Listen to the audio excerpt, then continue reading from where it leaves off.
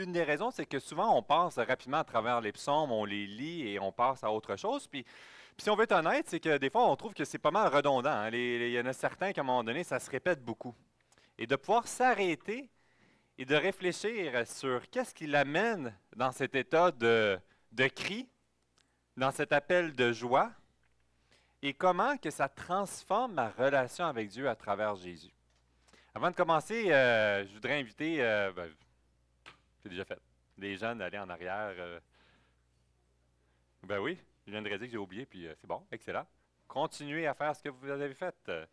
Et dans ce psaume qu'on va voir aujourd'hui, le psaume 33, hein, c'est cet aspect de la joie qui se renouvelle. La joie qui se renouvelle en toutes circonstances. Vous savez, hein, souvent on va voir la joie conditionnelle aux circonstances. Et ici, c'est une réalité qui veut nous ramener le regard, encore une fois, à la bonne endroit. Vous savez, hein, je réfléchissais sur ce psaume et je trouvais un contraste intéressant à travers deux chanteurs, chanteuses. Pour certains connus, peut-être ça dépend des générations. Et il y a Taylor Swift et Frank Forrest. Je ne sais pas si quelqu'un connaît Taylor Swift. Levez la main. Ah! Et Frank Forrest? Ah! OK, j'étais vraiment impressionné. C'est l'un des chanteurs que mes jeunes écoutent le jour puis qui mettent ça dans le tapis. Puis il s'est rendu dans ma playlist de lecture musicale. Et c'est un jeune de 30 ans qui chante naturellement. Et c'est un jeune qui partage sa foi en Jésus. Et vous savez, ces deux-là ont une réputation en particulier. Je trouve ça intéressant dans le contraste. Taylor Swift, qui est très populaire, hein, plusieurs la connaissent de plusieurs façons ou autres. Vous pouvez aimer son style ou pas son style. Mais elle a une réputation bien particulière qu'à travers les mauvaises expériences de sa vie, que ce soit amoureuse, va reprendre l'histoire pour en faire un chant. Dont un en 2010 qu'elle a écrit la chanson Dear John, qui était directement relié à une relation amoureuse qui a mal terminé avec un certain John. Et elle va vider sa frustration. Certains disent que c'est une occasion pour vivre des émotions artistiques à travers la réalité de la vie du quotidien. Et c'est une réalité même que certains journalistes y ont demandé, voir est-ce que tu vas toujours parler de tes ex dans tes chansons? Puis elle dit non, juste ceux qui vont m'avoir fait du mal. Alors faites attention à vous. Alors, je trouve ça intéressant. Mais de voir qu'à travers les situations, elle va composer des chansons pour mettre en lumière sa souffrance, mais aussi se venger avec le regard sur la source qui a été la cause de sa souffrance. De l'autre côté, Forrest Frank, Forrest Frank, j'imagine, hein? Vous corrigerez mon anglais là, mais on comprend. De l'autre côté, c'est qu'il compose des chants à la lumière de qui Jésus est. Et vous savez qu'est-ce qui est arrivé dans sa vie dernièrement? Il s'est brisé le dos. Et qu'est-ce qu'il a rédigé comme chant? God's got my back. Qui veut dire, Dieu a mon dos. Et ultimement, dans la traduction, c'est comme Dieu me soutient. Cette réalité qu'on découvre dans deux chanteurs artistiques qui partagent leur vie et qui partagent les tripes, on voit un contraste évident entre deux célébrités. Un dans le milieu évangélique et l'autre dans le milieu international. Et l'autre, tandis qu'il met tout l'accent pour pouvoir se venger ou pouvoir mettre en lumière son injustice, l'autre, en travers sa souffrance et au lit d'hôpital, est en train de pouvoir remettre le regard à la bonne endroit puis encourager les autres. Qu'à travers ce que je vis, je ne veux pas m'arrêter sur la souffrance d'être au lit puis peut-être de plus jamais pouvoir me relever. Il y avait tous ces gros points d'interrogation qu'il avait. Et je pense qu'il y a toute une histoire sur la rédaction de ce chant-là, mais je trouve tellement un encouragement pour ma propre vie de chercher ce que Jésus est en train de faire dans cette situation. Et dans ce psaume, c'est une exhortation. C'est une joie authentique qu'à travers la situation que je me retrouve, je peux goûter la véritable joie. Une paix. Pas juste, vous savez, dans la joie intellectuelle. Parce que tu es chrétien, tu dois être joyeux. Et là, on va compresser nos émotions, nos questionnements, nos souffrances. Mais de vivre l'authenticité en cherchant à le bon endroit. Comment Jésus transforme ma joie et peut produire quelque chose dans ce que je vis. On va lire ensemble ce fameux psaume 33. On va le lire au complet, puis après ça, je vais le, comme on a fait la dernière semaine, le fragmenter. Il nous dit ici, le verset 1 du psaume 33. Juste, réjouissez-vous en l'Éternel, la louange si au pied droit des hommes au droit. Célébrez-le sur le luth à 10 cordes. Chantez-lui un cantique nouveau. Faites retentir vos instruments et vos voix, car la parole de l'Éternel est droite, et toutes ses œuvres s'accomplissent avec fidélité. Il aime la justice et la droiture. La bonté de l'Éternel remplit la terre. Les cieux ont été faits par la parole de l'Éternel, et toute leur armée, par le souffle de sa bouche. Il amoncelle à un tas les eaux de la mer. Il met dans des réservoirs les abîmes. Que toute la terre craigne l'Éternel. Que tous les habitants du monde tremblent devant lui. Car il dit, et la chose arrive. Il ordonne et elle existe. L'Éternel renverse les desseins des nations. Il anéantit les projets des peuples. Les desseins de l'Éternel subsistent à toujours. Et les projets de son cœur de génération en génération. Heureuse la nation dont l'Éternel est le Dieu. Heureux le peuple qu'il choisit pour son héritage. L'Éternel regarde du haut des cieux. Il voit tous les fils de l'homme. Du lieu de sa demeure, il observe tous les habitants de la terre. Lui qui forme leur cœur à tous, qui est attentif à toute leur action. Ce n'est pas une grande armée qui sauve le roi. Ce n'est pas une grande force qui délivre le héros. Le cheval est impuissant pour assurer le salut. Et toute sa vigueur ne donne pas la délivrance. Voici l'œil de l'Éternel est sur ceux qui le craignent, sur ceux qui espèrent en sa bonté, afin d'arracher leur âme à la mort et de les faire vivre au milieu de la famine. Notre âme espère en l'Éternel. Il est notre secours et notre bouclier, car notre cœur met en lui sa joie, car nous avons confiance en son nom. Éternel, que ta grâce soit sur nous, comme nous espérons en toi. Tellement un beau psaume. Je trouve ça tellement savoureux de m'arrêter puis de réfléchir. Puis cette semaine, ça arrive des fois, je me dis, je dois arrêter pour la prédication, mais j'ai envie de retourner dedans puis réfléchir dans ma vie. De réfléchir comment que ça se reflète dans les aspects.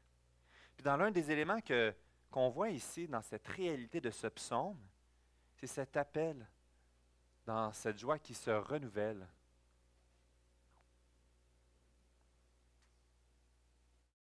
Oh! Il fonctionne, merci. Appelé à le fêter ensemble. Puis j'ai choisi volontairement ce thème parce que, vous savez, dans notre relation avec Dieu, il y a une réalité qui est certainement, avec la fameuse crainte de l'Éternel, une révérence, un respect.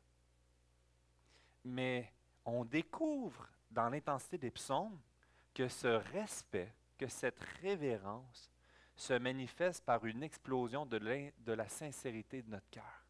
Une fête, une petite fête. Même, on va le voir aujourd'hui, on va passer le repas du Seigneur. Puis la réalité du repas du Seigneur, c'est une fondation festive de ce qu'on va vivre pleinement à la table dans la présence de notre Seigneur et qu'on va célébrer sa présence. On va célébrer la grandeur du Dieu qu'il est pour l'éternité. On va s'émerveiller de qui il est. Et ici, dans cette réalité, c'est dès maintenant il y a une célébration joyeuse, festive.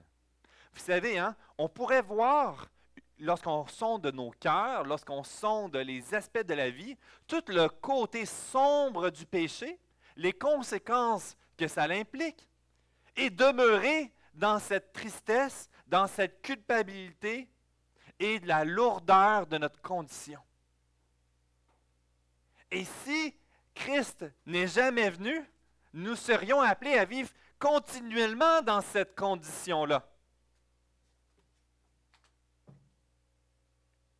Et ici, à travers Jésus, nous découvrons une joie explosive. À travers l'espérance que nous avons que ce Dieu tel qu'il est réellement, à travers aujourd'hui en 2025, le 31 août, avant même que la période de la chasse commence pour certains, on peut célébrer. On peut être dans la joie. Et on découvre cette réalité communautaire encore. Vous savez, je suis tannant dans cet aspect-là, mais je veux être tannant parce que c'est tellement évident. Tout l'accent est mis toujours sur communauté, réunir ensemble, une louange. Et ici, le psaume 33 est un hymne communautaire qu'on se réunit ensemble et on déborde notre joie dans la présence de notre Dieu saint. Le psaume 33, même pour certains, hein, on voit, il y a été une période, mais affilié au psaume 32. Alors, si vous voulez développer le 33, connectez-le au psaume 32. Et c'est comme une continuité. Il y a des principes qui en découlent. Mais le psaume 33, unique dans cette partie-là ici, va nous amener dans cette réalité de vouloir ensemble, sincèrement, vivre de quoi en particulier unique. Est-ce que même je vois l'Église comme une occasion de célébrer Dieu, joyeuse? Naturellement, hein, ce n'est pas une opposition avec la révérence, avec le respect, à travers la crainte de l'Éternel, qui n'est pas une peur de se faire frapper. Hein. Vous savez, il y a des générations, puis on disait que dans certaines générations ou dans la même culture, hein, on ne regarde jamais le père par les yeux, c'est toujours monsieur, même papa, ça ne passait pas tant. Ce n'est pas cette même illustration, cette référence à Dieu l'Éternel. Il désire entendre et désire voir notre joie en lui. Il prend plaisir. Il n'est pas celui qui guette aux mauvaises actions pour sortir la verge et nous frapper, loin de là. Cette exaltation de ce psaume qu'on découvre est donc un appel au 31 août, au 1er septembre, au 2 septembre, dans la circonstance que tu vis. Ce psaume, dans le ton qu'il est employé, en réalité, ne fait pas de dire au moment de la délivrance, ou en attendant son retour, la réponse, en ayant reçu la réponse de l'Éternel. Ce qui t'amène ici, c'est à toute circonstance, à chaque moment, joyeux et triste. Lorsque je ne comprends pas pourquoi j'ai perdu cela, il veut me faire goûter quelque chose. Et ici, ça continue en toutes circonstances et dans cet encouragement qu'à travers toutes les instabilités de notre vie, nous allons découvrir dans ce psaume la grandeur de sa stabilité rassurante auquel nous pouvons nous y abandonner. Et ce que j'aime dans ce psaume-là, c'est que cette célébration-là nous appelle avec toute notre intensité du cœur, toute notre intensité, de pouvoir venir et élever et crier à lui. Crier à lui à travers, ici on voit cette réalité de chant, de joie, d'une louange débordante. Puis on découvre dans l'ensemble, c'est que les psalmismes nous amènent aussi à crier à lui dans les éléments d'incompréhension, de colère. On déverse notre cœur et on ne veut rien cacher à lui. On veut être authentique dans notre relation avec lui et le laisser nous éclairer et transformer. Et ici, dans cette facette de la joie, eh bien, d'amener dans cette hymne, dans cette louange, dans cette relation à ce Dieu saint, à travers une louange et une musique joyeuse et bruyante. Vous savez quoi? J'aime le calme. Et quand mes enfants sont trop bruyants, ça vient m'affecter, me drainer. Et ma joie est directement reliée à ça. Puis je vois ma femme qui est joyeuse dans tout le chaos. Puis je trouve que le contexte, le terme chaos peut ramener. Ici, on ne parle pas de chaos, de désordre, de confusion, mais on parle dans l'authenticité de se réunir ensemble, l'authenticité dans ma relation avec Dieu. Eh bien, ça crée une explosion de joie. Bruyant, festif. Et ça peut sortir de nos zones de confort. Ici, un des mots hébreux, je ne le lirai pas, le teru, je l'ai fait, je massacré, terua. Mais ça fait référence à un cri de guerre poussé par un chef militaire et son armée qui fonce, repris dans Josué 6,5. On va le voir qui reprend ici dans le psaume 33, on le découvre dans d'autres éléments, dans le psaume 150. Il y a vraiment de quoi de foncer, d'élever notre cœur, de crier fort avec conviction. Imaginez le chef de l'armée avec l'armée en arrière va foncer et va dire « Go! » Voyons, es-tu convaincu ou il a peur de ce qu'il fait? Il y a cette confiance que ça vaut la peine d'avancer. Il y a cette conviction ici. Et il y a cette réalité qu'on va le voir dans cet appel, que ce cri de joie est produit à chaque jour en fonction de ce que tu vis. On découvre cette réalité ici, que cet émerveillement-là n'est pas basé uniquement sur notre assurance de notre salut au moment qu'on est venu à l'Évangile. Ce cri de cœur est renouvelé par l'émerveillement de qu'est-ce que Jésus fait dans ma vie aujourd'hui. Notre force dans notre joie, ce qui produit dans notre adoration n'est donc pas arrêté sur les anciennes histoires de ce que Jésus a fait dans ma vie il y a 30 ans, 20 ans, 40 ans, mais de ce qu'il continue de faire encore aujourd'hui. Et ma dépendance et mon émerveillement de qui il est, de ce qu'il fait dans ma situation et de rediriger mon regard produit en moi le renouvellement de mon cri de joie. C'est pour ça que j'ai été profondément offensé dans ma jeunesse et pris finalement conscience que la personne n'avait pas tout à fait tort lorsque j'étais super zélé pour le Seigneur dans les premières années. Puis qu'une personne âgée à l'église a dit, tu sais, elle dit, tu es bien enflammé parce que tu es un jeune chrétien. Mais dans quelques années, ça va s'éteindre. Je quoi? Je vais te prouver que tu n'as pas raison. Et là, l'orgueil a voulu le faire par mes propres forces. Mais la réalité, ce qui avait raison, c'est que si je ne renouvelle pas à chaque jour mon adoration, dans mon émerveillement de chercher et de contempler la souveraineté de Dieu et de ce qu'il est en train de faire dans ma vie, ma joie va s'éteindre progressivement. Le chant de la louange va devenir un rituel mécanique basé sur une vieille histoire de ce que j'ai vu Jésus il y a longtemps, mais j'ai arrêté de m'émerveiller, j'ai arrêté de le chercher, j'ai arrêté de le laisser la place dans ma vie, et progressivement, ça devient de la connaissance de ce Dieu qui veut encore aujourd'hui m'émerveiller par sa grandeur de qui il est. Alors finalement, il n'y avait pas tout à fait tort. Si ma joie repose uniquement et ne cherche pas à renouveler à la lumière de qui Dieu est encore aujourd'hui, ça va refroidir cette flamme. C'est pour ça que dans ce psaume, la beauté qu'il nous apporte ici, c'est que c'est une fête qui vient d'en haut. Et c'est pour ça que dans la louange, dans les chants qu'on choisit volontairement, vous savez qu'il faut faire un tri aussi, parce qu'il y a des super chants, mais ils nous apportent parfois le regard à la mauvaise endroit. Parce que des fois, on voit Dieu comme étant le gouvernement qui a trop de fonds, puis qui doit finir son budget. Et là, on espère qu'il va nous donner plein de subventions. Puis là, on veut tous les bénéfices qui nous en découlent. Et le jour qu'il y a des coupures, là, on n'est pas content. Ici, ce que ça l'amène, c'est au lieu de toujours Dieu, je veux ci, je veux ça, je veux ci, je veux ça, eh bien, Seigneur Dieu, voici ce que mon cœur désire, mais je veux venir vers toi et le laisser transformer à travers ce qui est réellement bon. C'est donc une fête qui vient d'en haut.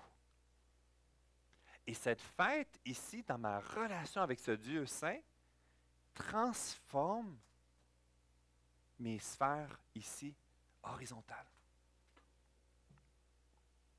C'est comme, vous savez, les enfants, il y a des choses que je pourrais me lamenter des injustices quand j'étais jeune face à mes parents. Puis je pense qu'il y a eu certaines formes d'injustice, puis il y a certaines choses qu'on m'a déjà dit, puis ça m'a énervé. Quand tu auras des enfants, tu vas comprendre. Avez-vous déjà entendu ce... Hein? Mais finalement, on apprend bien les choses, hein? Puis ça relativise bien des choses. Puis les degrés de scandale, tu dis, attends une minute, il me manquait ces notions-là. Dans ma relation avec Dieu, ça vient faire la même chose. De créer mon insatisfaction lorsque Dieu dit non. Lorsque je souffre dans une période de désert. Ah, la semaine passée, on a parlé des périodes de désert puis les périodes d'oasis, puis que Dieu veut nous faire passer à travers ces différentes occasions-là, puis la réalité de la chute du péché qui est en évidence, qui nous apporte que l'oasis parfait est à venir, puis veut nous amener à cet endroit-là.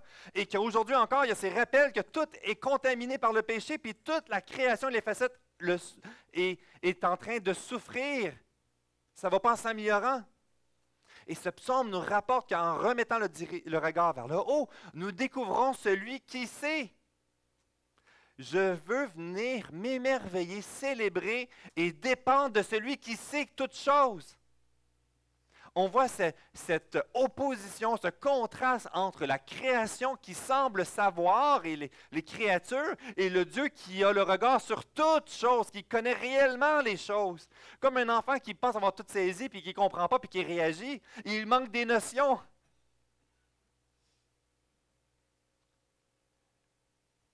Comme chaque figure d'autorité doit prendre des décisions puis parfois ne pourra pas donner toutes les informations de pourquoi. Et parce qu'on ne comprend pas tout, on est vite à crier scandale. Mais si Dieu était Dieu, et si Dieu, en étant Dieu, connaissait tous les détails qui nous manquaient, et ce qui est intéressant, il nous apporte même dans la compréhension pas de tout ce qui se passe sur la terre, mais la compréhension de tout ce qui se passe dans les recoins cachés des cœurs de tous les êtres humains de la terre. C'est ça quand on parle de ce Dieu qui connaît toutes choses. Et qu'il va non seulement savoir toutes ces choses, mais il va contrôler toutes ces choses. Et ce qui est spécial, c'est qu'on pourrait dire, mais si tu as contrôlé encore, pourquoi aujourd'hui je souffre? Parce que si tu contrôles, tu m'empêcherais de souffrir dans cette époque-là. Et là, on doit fusionner la connaissance et la souveraineté, le contrôle de Dieu ensemble. Et ce qu'on découvre dans cette réalité, dans cette adoration, c'est que finalement, comme on a vu dans les autres psaumes précédemment, c'est qu'il désire nous faire passer dans un séminaire où il permet, pour révéler peut-être quelque chose, pour nous amener à pouvoir travailler dans notre vie, ou nous amener à dépendre entièrement de lui et de perdre le contrôle de notre vie. Il y a plein de situations qui en découlent ici. Mais ce qui nous ramène dans notre joie ici, ce n'est pas sur le pourquoi que je ne saisis pas, mais sur ma confiance qu'il le saisit et qu'il a établi des limites. Et que rien ne peut aller à l'encontre de sa volonté. Et on découvre à travers le champ de bataille ici, on découvre la réalité de ceux qui peuvent trouver leur sécurité, puis que finalement la sécurité n'est sur rien de ce que nous pouvons retrouver ici sur terre. Et c'est pour ça que lorsque j'élève mon regard et ma joie, je viens m'agripper sur cette véritable sécurité. Cette sécurité de celui qui est au contrôle et qui sait toutes choses, on découvre que celui-ci ne change pas. Et j'aime vraiment ce psaume parce qu'on découvre encore cette tension. de la réalité qu'il y a des éléments qui, à travers les époques, vont changer d'une façon phénoménale. Les générations, on a de la misère de parler le même langage. Les coupes de cheveux deviennent à la mode, puis à la mode, retournent à la mode, puis à la mode. Et là, on découvre que des fois, il y a des similitudes, mais ça change tellement vite que c'est dur à suivre. La coupe Longueuil ou la coupe Mulet? Il y a certainement des distinctions. Est-ce que la coupe Mulet est encore à la mode? Je pense que oui. Non? Peut-être plus. Je ne sais plus. C'est tellement instable dans les changements, et c'est la même chose pour le système moral de nos peuples, pour les nations. Et ce qui est dérangeant lorsque tu regardes juste ici, puis qu'on trouve notre sécurité ici, on découvre que Dieu, lui, ne change pas. Son système moral est le même. Ce qu'il a établi comme bon reste bon. Ce qui est établi comme mauvais reste mauvais. Il y a une stabilité rassurante lorsqu'on vient dépendre de lui. Et un profond malaise et inconfort lorsqu'on essaie de trouver notre sécurité ailleurs. Parce que tu vas voir ces éloignements et rapprochements sans cesse. Et c'est dur de tout saisir à cette lumière-là. Cet appel dans cette louange communautaire est à la lumière de redécouvrir encore aujourd'hui comment la personne de Dieu, qui sait toutes choses, qui contrôle toutes choses et qui ne change pas, va se manifester dans ce que je vis aujourd'hui, dans cette saison de vie. Et ici, il nous appelle à venir patiemment dépendre de Dieu. Et que ce soit dans sa souveraineté, que ce soit dans sa connaissance, il nous apporte dans la question du cœur, comme on l'a dit tantôt, le cœur de chaque être humain. Puis le terme utilisé ici, ce n'est pas juste une facette du cœur, mais il fait référence à la totalité de chacun des individus. Toute chose que tu vis, toute chose que tu ne comprends pas. Je ne sais pas si ça vous est déjà arrivé à un moment donné de vivre de quoi, puis de ne pas être bien, mais pas être capable de savoir pourquoi. D'avoir de la misère, pourquoi je réagis aussi fort que ça? Eh bien, Dieu, lui, il sait.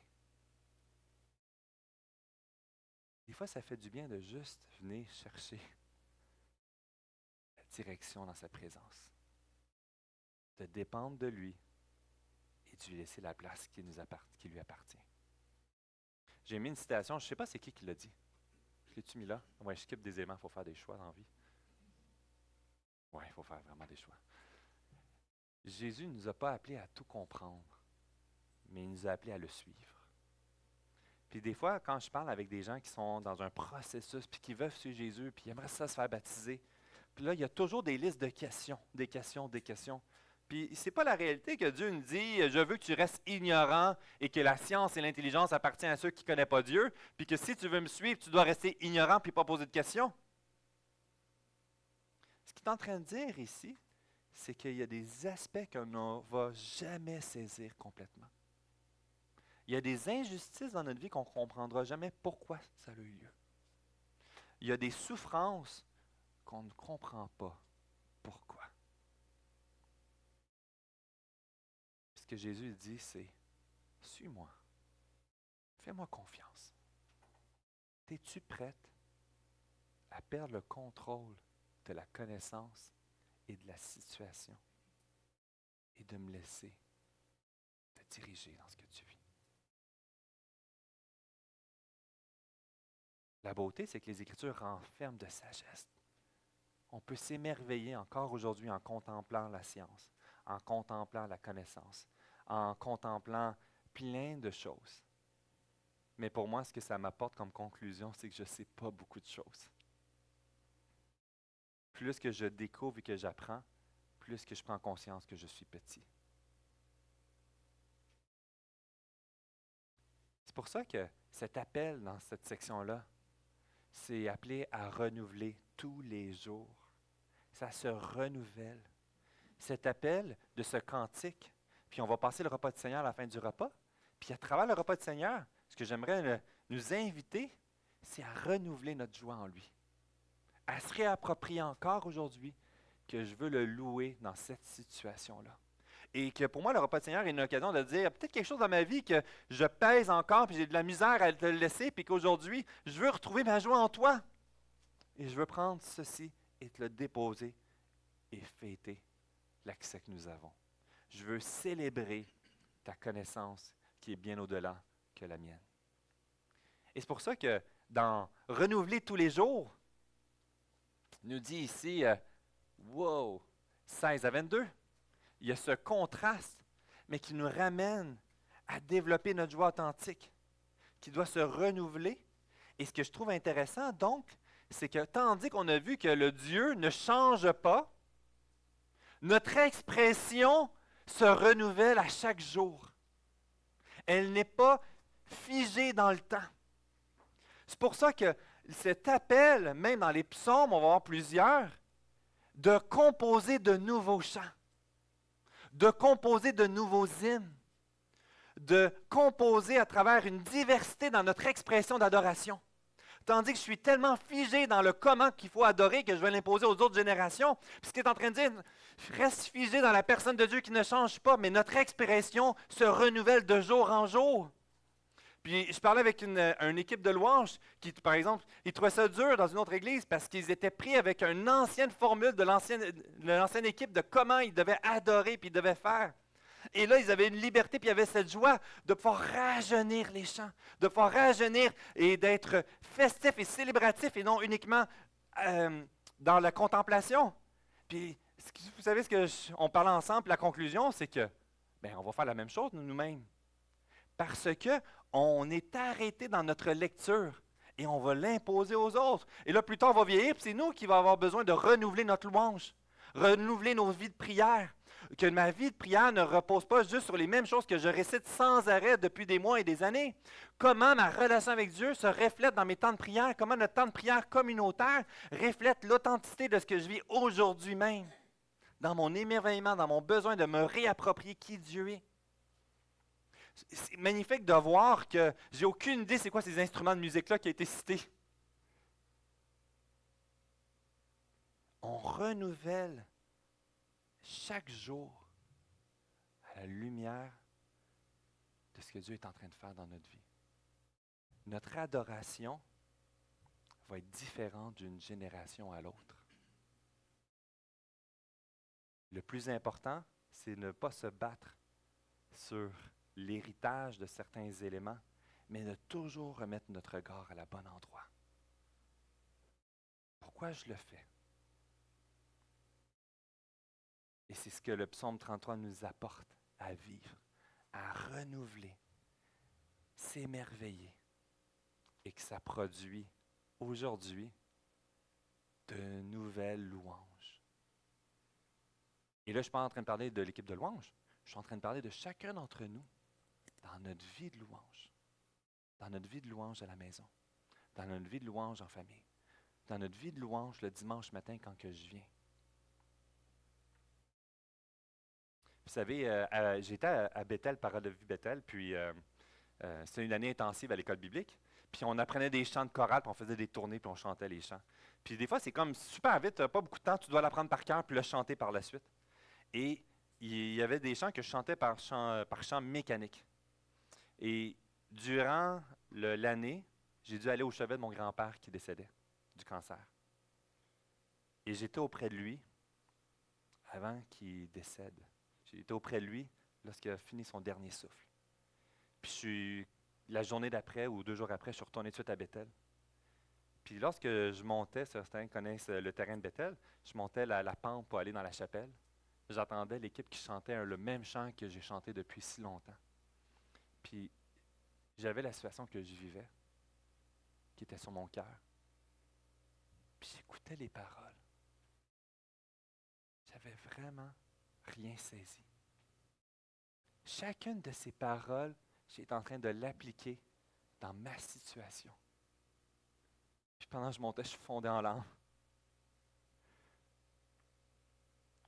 Puis ce que j'ai pris conscience, c'est que trop souvent, je chante par mécanisme de chanter, mais je ne m'approprie pas la richesse de ce que Jésus veut me faire découvrir dans ce que je vis aujourd'hui.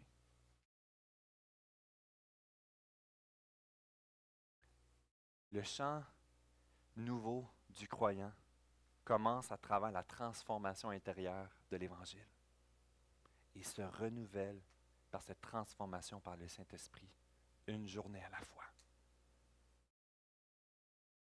Ce cantique, c'est un cri personnel, c'est un cri communautaire, de s'émerveiller, de se réapproprier, de remettre le regard à la bonne place.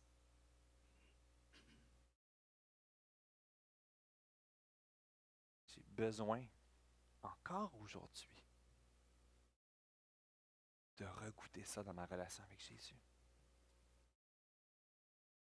C'est pour ça qu'on dit de actualiser notre foi à travers la lecture de la parole, à travers mes temps de prière, puis dans mes relations avec les frères et sœurs. D'être authentique envers celui qui connaît tous les recoins de notre cœur. De se laisser diriger, transformer, accueillir. Puis découvrir, Seigneur Dieu, comment tu peux me faire goûter la joie dans cette situation-là. Prends ma vie. Notre âme espère en l'Éternel. Que ta miséricorde, ô Éternel, soit sur nous. Amen. On va passer le repas du Seigneur et dans cette occasion-là ici, c'est justement cet appel.